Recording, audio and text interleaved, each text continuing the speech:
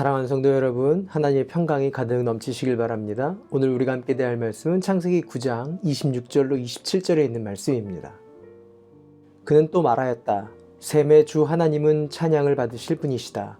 셈은 가나안을 종으로 부릴 것이다.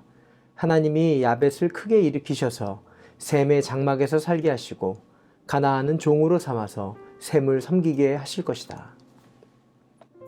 어제 우리는 무지개 언약 뒤에 찾아온 평안 가운데 노아의 수치와 함의 수치를 살펴봤습니다.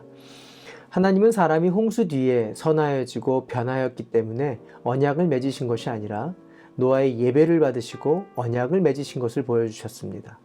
8장 21절에 보면 다시는 사람이 악하다고 하여서 땅을 저주하지는 않겠다. 사람은 어릴 때부터 그 마음의 생각이 악하기 마련이다.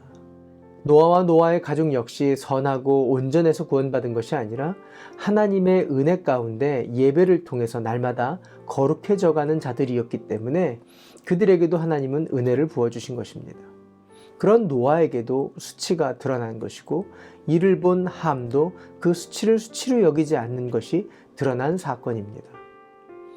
그런데 그 아버지 노아의 이 수치를 대처하는 모습에서 하나님은 수치를 들추어내는 이야깃거리로 만든 함은 저주하시고 덮은 셈과 야벳을 기뻐하셨다라는 것입니다. 셈과 야벳은 술에 취해 벌거벗은 노아에게 뒷걸음질 쳐가서 덮어드렸고 그 몸을 보지 않으려고 고개마저 돌렸습니다. 9장에서 노아와 그의 아들들에 대한 이야기에서 창세기 초반 사건에 대한 반복을 우리는 다시 볼 수 있습니다.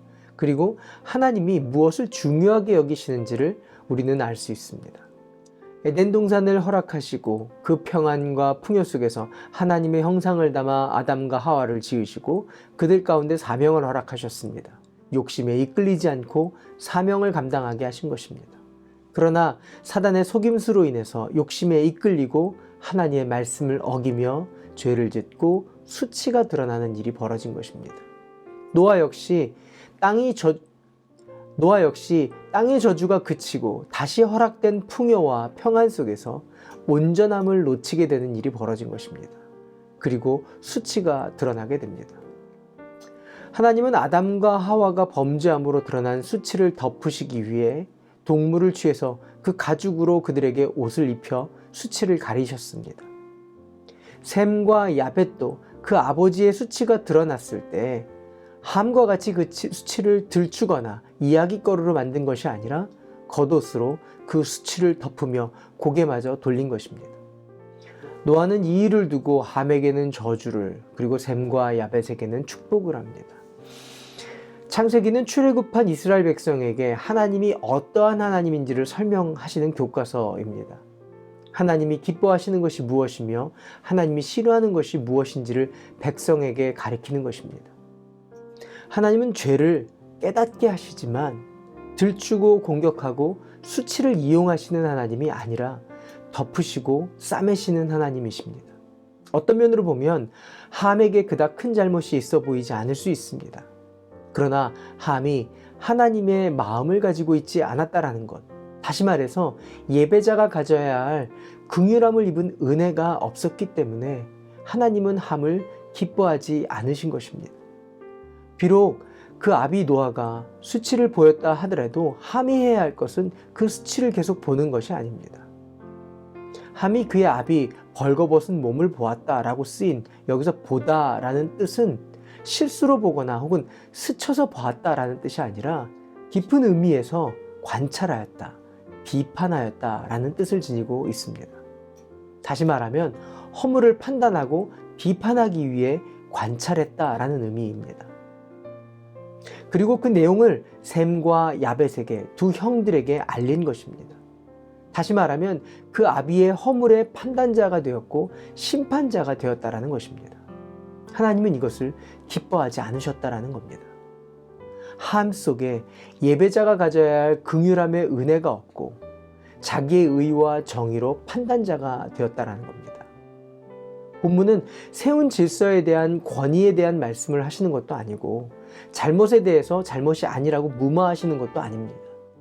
굳이 홍수 이후에 무지개 언약을 말씀하신 뒤에 이 사건을 설명하시는 것은 사람의 죄된 본성과 그 본성이 어떻게 하나님을 닮아가며 사명을 감당해야 하는지를 이 사건을 통해서 대처하는 아들들의 모습을 통해서 아담과 하와의 수치를 덮으신 하나님의 마음을 다시금 드러내시면서 이 사건을 설명하고 계신 것입니다.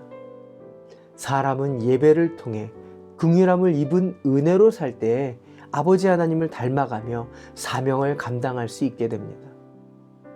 우리의 삶과 신앙 속에 가족 또는 누군가의 수치와 허물을 바라볼 때 믿음의 사람들, 예배자들이 가져야 할 자세는 긍휼함을 입은 은혜입니다. 셈과 야벳이 뒷걸음질 치며 가지고 간 겉옷, 그 겉옷은 노아의 속옷이 되었습니다. 그의 속옷 세마포가 되어진 것입니다. 우리는 그리스도의 세마포로 수치가 가리워진 사람들입니다. 하나님은 셈과 야벳의 행동을 보고 하나님 아버지의 마음이 있음을 보았고 하나님의 구원의 계획 속에 그리스도의 세마포를 보게 되었습니다. 그리고 이 두 형제에게 복을 내려주셨습니다. 예배자의 눈은 다른 사람의 수치를 찾거나 관찰하고 들추어낼 이야기거리를 찾는 눈이 아닙니다. 그렇게 될 때 자기 의의 종이 되고 맙니다. 복된 성도의 눈은 수치를 알면서 보지 않고 덮는 것 정도가 아니라 적극적으로 하나님의 선한 마음을 행하는 것입니다. 하나님의 무지개 언약 뒤에 예배자로 축복받는 것은 그 평안 가운데 적극적으로 하나님의 선하신 마음을 행동하는 성도, 교회가 되어지는 것입니다. 저주를 끊고 복을 흘려보내는 이 일에 쓰임받는 하나님의 사람들, 하나님의 공동체가 되시기를 바랍니다. 기도할까요? 좋으신 하나님, 심판 이후에도 사람은 선해지지 않았습니다.